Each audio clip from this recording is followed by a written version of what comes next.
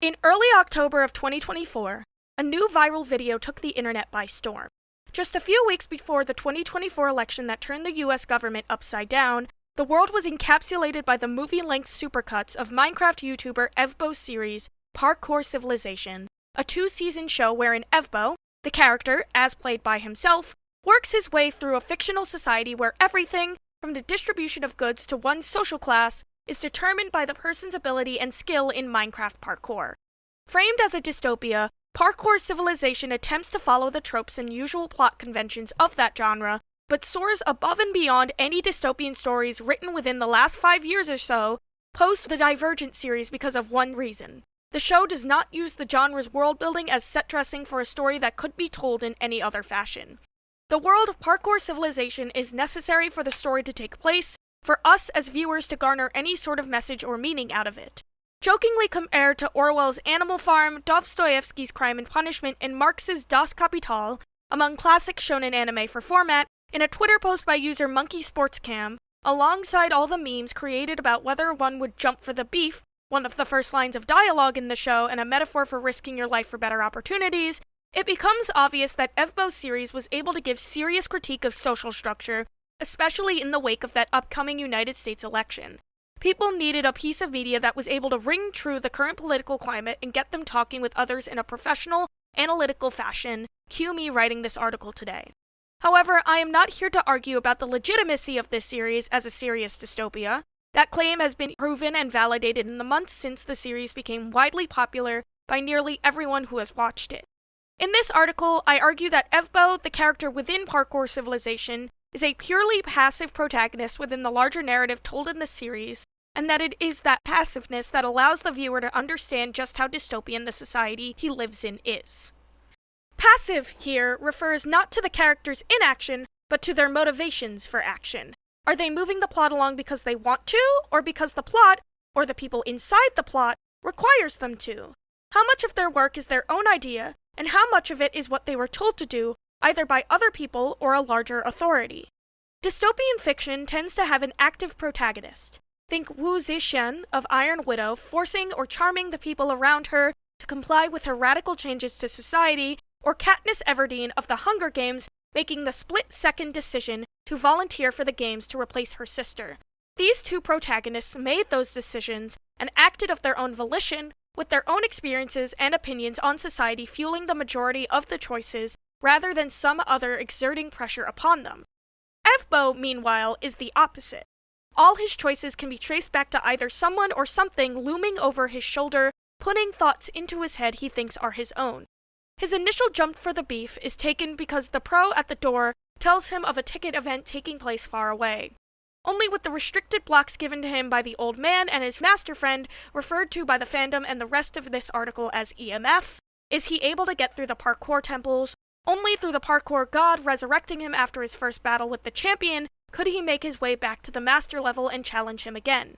If it weren't for the people around him, it is very likely that Evbo would have given up and stayed in the lower rungs of society, accepting the limitations put on him as a simple fact, shrugging off the horrors around him as just a part of life, rather than something cruel he needs to change. But that notion of shrugging off is clearly expressed in the early episodes of Parkour Civilization, a mindset that shapes how Evbo reacts to heavier events later in both seasons of the series. Before the characters that decide to help him enter his life, Evbo is, as a passive protagonist, neutral and generally accepting of the systems in place, more specifically to the frequent deaths around him. Because of how society functions in this series, the noobs only get enough food to barely make one-block jumps, while being presented with near-impossible opportunities to have something better, jumping for the beef, as if they were something anyone could do.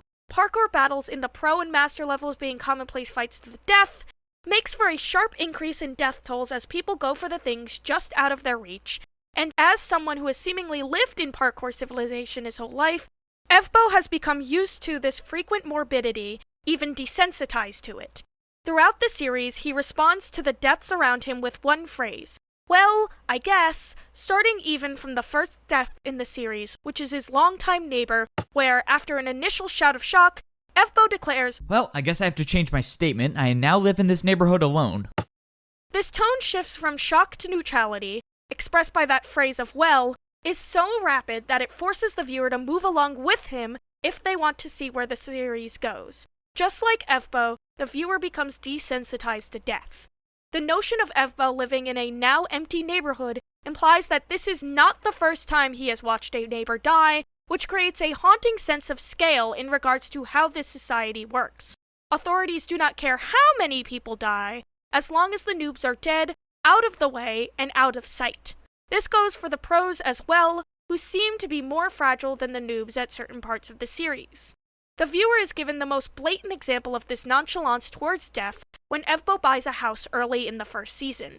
The pro who sold him the house while showing him around dies, and is instantly replaced by another pro who tells him cheerily, "Alright, just wanted to confirm that your house is ready to move in. The guy did in fact die, so everything should be good." That guy seriously died? Yeah, don't worry about it. It's a part of the job. Even the pros, the supposed top of the food chain to parkour noobs, are just as replaceable in the larger scope of this society and are well aware of that fact. It makes sense, as parkour battles only become commonplace in the series once Evbo reaches the parkour pro level. These common casualties allow for Parkour Civilization to maintain the status quo. If death means something, then people begin to care for each other enough to realize that the system is unfair for killing innocents.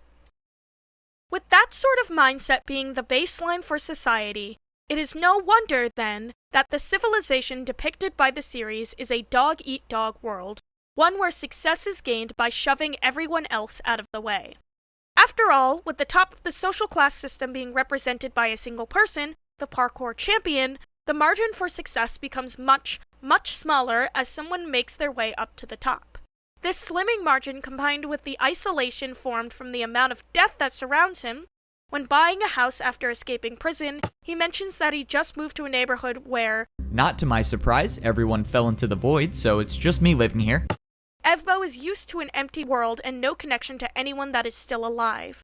On top of a false memory implanted into his head, creates an idea of exceptionalism within our famed protagonist. This quest feels like his own idea rather than the ideas of the old man or EMF or even CWAT who implanted that memory in him, and something only he is meant to do, which makes it easier to excuse his own violent actions through parkour battles.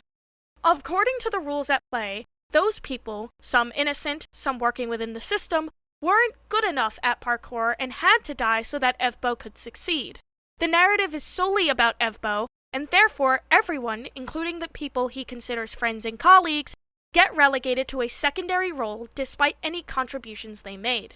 This isn't a team effort in Evbo's eyes, it is his effort, and other people came along for the ride. It isn't a team effort to CWAT either, who has fallen for the narrative of exceptionalism despite knowing the secrets of Parkour Civilization. During Evbo's first confrontation with CWAT, he asks the man how any of it is fair, to which he responds, "It's not about fair, it's about order. If you can't parkour, you deserve to be at the bottom." CWAT has somewhat internalized the ideas of the dog-eat-dog world that they live in and uses it to justify the actions he takes in maintaining that society. He worked hard to get where he is. Why should anyone who is supposedly weaker than him be on equal footing? Exceptionalism forms the opinions of both men and informs how Evbo goes through his journey up to the top of the food chain. Unfortunately for Evbo, as he progresses, it becomes clear to him and to the viewers that the so-called opportunities presented to him are all bold-faced lies to make one believe there is a chance of ranking up without physically manipulating the paths somehow. The ticket days give the illusion of being able to enter the parkour temple, but a noob does not ever have enough hunger to sprint, which makes the parkour they are challenged to impossible. Unless, of course, the pro overseeing the event is bribed into changing the course so that it becomes doable. The course to become a parkour master is made of barrier blocks and cannot be seen, therefore killing anyone who braves it, unless one has a totem of undying, which Evbo is given by EMF after meeting him for the first time. Even then, as Evbo defies the odds with the help that he does not acknowledge, the government tries to take matters into their own hands. Someone is sent to assassinate him, and when bombing the parkour course with TNT doesn't do the trick, he challenges Evbo to a parkour battle, stating, "Oh, please don't tell me you thought you were gonna rank up. You were a noob. You don't belong up there. You could never be a parkour master. You belong at the bottom level. You were a noob. You were born to be one, and you'll always be one. And now I gotta finish the job." By stating the quiet part out loud, a statement confirmed later by a government computer still classifying Fbo as a noob, despite him completing the courses to become a parkour master, the sheer limitations of upward progression are exposed. The idea of bootstrapping that was put into his head by the false memory, the ticket events, and the looming figure of the parkour temple following him at every level are all just a ploy to keep people satisfied before they inevitably fall into the void or die via parkour battle like lambs to the slaughter. As Seawat puts it when explaining the inner workings of society to Fbo, I mean, why else would people parkour if it wasn't for money or social status? Despite all the obstacles, however, with the help of the Old Man, EMF, and a literal Deus Ex Machina, Fbo was able to overcome the odds and defeat the parkour champion, becoming the ruler of Parkour Civilization. This is his opportunity to create a world that allows everyone to be of equal standing, and in a way, Fbo does make a difference in the second season. He changes the distribution of players so that everyone starts on the bottom and has to make their way to the top, with as many attempts as possible to get there, but any fall to a lower level means all your progress is lost. This is an idealized form of bootstrapping, wherein if one works hard enough they can become part of a higher class, and it doesn't quite equalize the playing field. There is still an upper class that can suppress a lower one, and if left unchecked, as Fbo does throughout the second season when he explores the abandoned chainmail level of parkour, could easily fall back into the same system of oppression that was maintained by the champion Fbo defeated. There is a feeling that, now with the knowledge that any other form of civilizations that he remembers is a lie, Fbo cannot comprehend a society beyond the one that he grew up in. It has to maintain some form of familiarity for him to feel comfortable running it. Radical change would make an unstable and dysfunctional society in the eyes of a champion, and it seems that mindset is an inherited trait. Fbo's mentor, the Old Man, was a previous parkour champion and was faced with a situation regarding radical change in the form of a man only referred to as the parkour villain, inventing a new form of parkour races. In the wake of an element of civilization he did not know how to control, the Old Man wiped this man and the entire level of civilization he was a part of off the face of the map, with no remnants remaining beyond an invisible wall. His response to put a potential change was complete genocide, something that, if he felt regret, could have undone as parkour champion, but did not. This is a man Fbo sees as a mentor, whom he follows in the footsteps of, and he has committed a genocide. Fbo does not blame him for those actions, and it shapes how he deals with the situation that has befallen him as champion then turned god. The actions of the Old Man are never reversed, even after the villain is defeated and the world is supposedly free of the threat that parkour races pose.